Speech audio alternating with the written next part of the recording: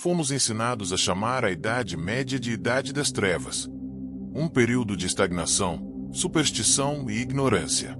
Mas se olharmos de perto, no coração desse caos, floresceu uma invenção revolucionária, uma máquina de conhecimento que, mais do que qualquer outra, nos tirou da escuridão. Não era um castelo, nem uma espada, mas o lugar onde a ideia era a arma mais poderosa. Este é o documentário sobre o verdadeiro motor intelectual da Europa, o nascimento das universidades medievais. Após a queda de Roma, o conhecimento clássico não desapareceu, mas se retraiu. Foi guardado, literalmente, em manuscritos, dentro dos monastérios. O monge copista era o guardião solitário da sabedoria. Mas no século XI, a Europa estava acordando, impulsionada por novas rotas comerciais, crescimento populacional e a redescoberta de textos antigos, muitos traduzidos por acadêmicos islâmicos na Espanha e na Sicília. Após a queda de Roma, o conhecimento clássico não desapareceu, mas se retraiu. Foi guardado, literalmente, em manuscritos, dentro dos monastérios. O monge copista era o guardião solitário da sabedoria. Mas no século XI, a Europa estava acordando, impulsionada por novas rotas comerciais, crescimento populacional e a redescoberta de textos antigos, muitos traduzidos por acadêmicos islâmicos na Espanha e na Sicília. De repente, a demanda por conhecimento especializado excedeu em muito o que os monastérios podiam oferecer. O scriptorium era eficiente para a conservação, mas não para a disseminação. Havia uma fome por novas ideias. E onde há fome, o mercado responde. As primeiras escolas nasceram de forma orgânica, não por decreto real. Eram agrupamentos de mestres e alunos, migrando para onde o ensino era melhor, o aluguel mais barato, francamente, a cerveja mais abundante. Nossa primeira parada é Bolonha, Itália, o berço da Universidade Moderna, por volta do ano 1088. Mas a Universidade de Bolonha era única. Ela nasceu de baixo para cima.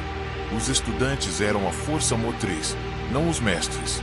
Muitos estudantes vinham de longe para estudar o recém-redescoberto direito romano. Eles eram adultos, ricos e tinham direitos legais. Eles se organizavam em nações ou guildas universitas, literalmente corporação, para se proteger contra o aluguel abusivo e preços altos de comida. Eram os alunos que contratavam e pagavam os mestres. Se um mestre faltasse a uma aula, ele era multado. Se ele não cobrisse o material a tempo, ele era punido. Os alunos medievais tinham um poder que os de hoje apenas sonham.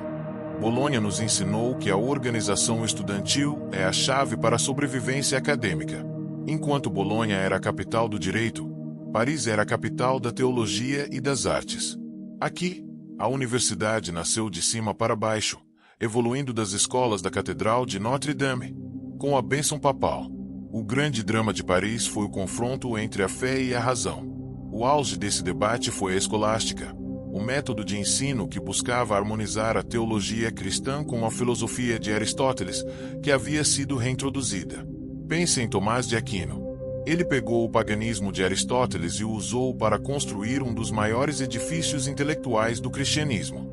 A metodologia de Paris era o debate, a disputa, o exame rigoroso.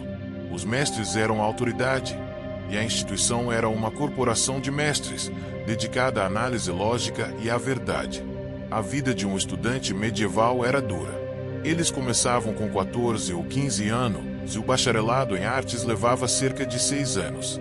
O currículo era dividido em 7 artes liberais: o trivium, gramática, retórica e lógica, e o quadrivium, aritmética, geometria, astronomia e música. Mas nem tudo era estudo. Os estudantes medievais eram notoriamente selvagens. Longe da vigilância familiar, eles eram conhecidos por beber em excesso, brigar com a população local por preço de cerveja ou por moças e causar motins. As tensões entre cidade, town e túnica, gon, eram constantes. Quando esses conflitos se tornavam muito violentos, a solução era simples: a fuga. Muitos acadêmicos e estudantes fugiram de Paris e Bolonha para fundar novas universidades, como Oxford e Cambridge. A violência e o caos, ironicamente, se tornaram o motor da expansão acadêmica. O que nos deu essa fábrica de ideias? Primeiro, A estrutura. Os títulos de mestre, doutor e bacharel que usamos hoje são invenções medievais. O doutorado, originalmente uma licença para ensinar, licentia docendi, tornou-se o ápice da conquista intelectual. Segundo, a autonomia.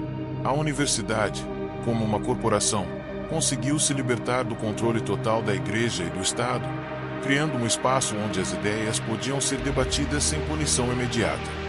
Foi nesse solo fértil que a Revolução Científica nasceu. A busca pela verdade começou nos salões de aula medievais, com a leitura de Aristóteles. Terceiro, o método. O debate lógico, a análise de textos e o rigor intelectual da escolástica, embora criticados, treinaram as mentes da Europa para o pensamento sistemático. As universidades, essas criações da Idade das Trevas, foram a luz que acendeu o Renascimento. Hoje, em um mundo de informação instantânea, é fácil esquecer que o nosso sistema educacional, a própria ideia de buscar conhecimento de forma organizada e estruturada, tem suas raízes em um tempo que chamamos de obscuro. As universidades medievais foram a primeira tentativa da Europa de organizar o conhecimento e criar uma comunidade de aprendizado que duraria séculos. Elas nos mostraram que, quando mestres e estudantes se unem, o poder de transformar o mundo é infinito. A Universitas é o nosso maior e mais duradouro legado medieval. Se você foi cativado por esta jornada pela forja da inteligência, deixe seu like e inscreva-se no canal para mais histórias surpreendentes da história. E nos diga nos comentários, qual universidade medieval você gostaria de ter frequentado.